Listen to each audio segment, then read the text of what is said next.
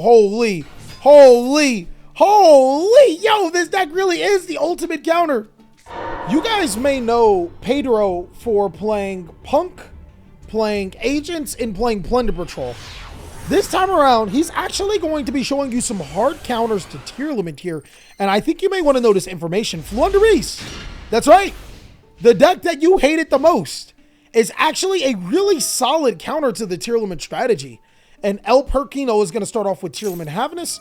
We're going to chain Dimension Shifter, and then we just win. We win. Dimension Shifter will banish all cards. Shiren summons, banishes. And he'll activate Triple Tactics Talent to look at our hand. I know he sees the Defy, the evenly matched. He's just going to go ahead and pass turn. All right. Pedro's going to go ahead and draw Floowandereeze, Advent of the Adventure, and Tearlament typically just doesn't play any hand traps like Ash. So we get away with being able to activate our cards for free. We go Floowandereeze, Advent of the Adventure, revealing Toucan, Rabina, summoning Toucan, getting our spell back, and Rabina getting into our hand. Resolving, Rabina gets added to our hand. Toucan allows us to add the Floowandereeze, Advent of the Adventure. Then we'll normal summon Rabina. Add Floowandereeze Eaglin. We'll normal summon Floowandereeze Eaglin. Chain Street and Eaglin. You guys should know.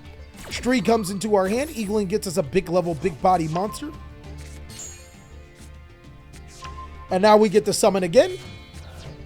We'll summon Impin. Impin's effect will allow us to add a Floowandereeze. And Toucan will also activate. Toucan adds itself to our hand. Impin allows us to get our Dreaming Town. We'll go into our battle phase, attack over the Shiren, attack for 800. And now we get to see the real game, right? Because Floowandereeze is in a really tough spot. El Perkino should not special summon a monster and attack because Floowandereeze Impin says monsters special summon and attack cannot activate their effects. It's all link monsters and any monster that you summon. We also have Floowandereeze in Dreaming Town that allows us to be able to summon additional Floowandereeze, but more importantly, we can add from our deck to our hand a monster that we'll probably need, right? Because we can go the Rabina, Eaglin, whole line, which would be Ryza to be able to clap his board. So now, El Perkino, you have one opportunity to make this right. He'll start in his main phase, activating Instant Fusion. We'll go Floowandereeze in Dreaming Town. Whatever you do, El Perkino, do not summon Kalos in attack. Toucan gets summoned. He fusion summons into Kid Kalos and defense. Smart. Kid Kalos and Toucan will both activate their effects. He'll target Rabina here. And then he'll chain Havness. That's actually not bad for us. So man's deck come with a lot of gas. Havness scenes Mudra. Cards like Mudra and Keldo are completely dead against this deck. We normal summon Rabina. He uses his Kid Kalos to send Shiren. Really interesting that he didn't send Merly, but he wants a quick fusion right here, right? And then he'll go Suyik to add. Oh, that's probably why. Robina will be Chain Link 3 here. And we'll activate Floowandereeze, Advent of the Adventure. Really interesting. Advent of the Adventure will banish the Eaglin for Chain Link 3.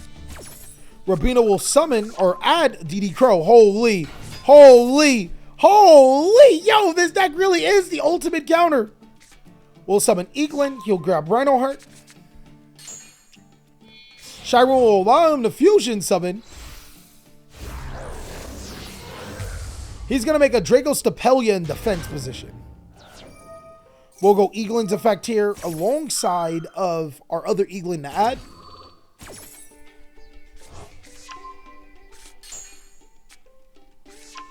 All right, we'll get Miss Valley Apex Avion. Tributing our monsters to summon. So as you guys know, Miss Valley Apex Avion allows us to negate a monster activation when our opponent activates an effect. So Dreaming Town will activate. We'll banish to flip his monsters face down. Rabina will gain itself into the hand. Draco Stapelia will activate from the Miss Valley Apex Avion, which would force the Avion back to his hand. So he really is trying his best. We'll negate and destroy the Draco. Rabina adds itself back to the hand. Dreaming Town flips the monster's face down. And now he'll normal summon Rhino Heart. Because he normal summoned, we can activate the effect of our... I love seeing it. I love seeing it. We'll normal summon Stree. He'll send Merly. We don't even gotta use it, guys. The Stree is chain link too.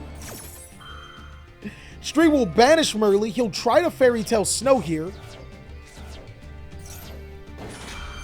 His best out is to make Baguska. But when you can search cards like DD Crow, you can force the Snow to either have more targets or just lose. And that's exactly what he'll do.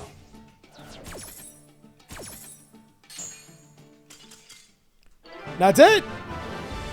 That's how you beat Floowandereeze. Or that's how you beat Tearlament. It's amazing what Floowandereeze do. Now, I know you guys are looking for a deck profile, right? My guy, can you get us a deck profile NYC, Pedro? Pedro's going to be showing you exactly how Floowandereeze can be built. And if I remember correctly, it is a cheap Master Duel deck. Okay, guys, so Pedro gave us a deck list on hard mode. But don't worry, I'll walk you through it. And I'll walk you through what you'll need and what you don't necessarily need. Pedro wants 1 copy of DD Crow. This is searchable through his 3 Rabina. So that's really good against the Tearlament strategy, right? Then his 3 Rabina, 3 Eaglin, 1 Stree, and 1 Toucan, which is extremely standard for this deck. He also plays 3 Maxi and 2 of each of Ishizu Shufflers. I would have to say the Ishizu Shufflers are fairly interesting. They allow you to be able to interact with your opponent when they go first and shuffle your cards back into your deck.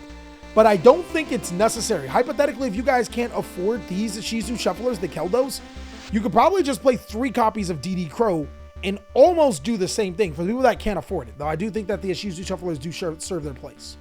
He plays 2 Dimension Shifter, right? That's really good for the deck. I don't know why this is at 2. This should be at 3 in a Ishizu format. 1 Miss Valley Apex Avian, 1 Rise of the Storm Monarch, and 2 copies of Floowandereeze Impet. So as you can see, the deck is still it's fairly cheap. There's 1 Terraforming, 2 Pot of Dualities, 1 Pot of Prosperity, 1 Necro Valley, which is crazy, 1 of the Floowandereeze map, which is limited, 3 Dimensional Fissures. Oh my God, what are you on?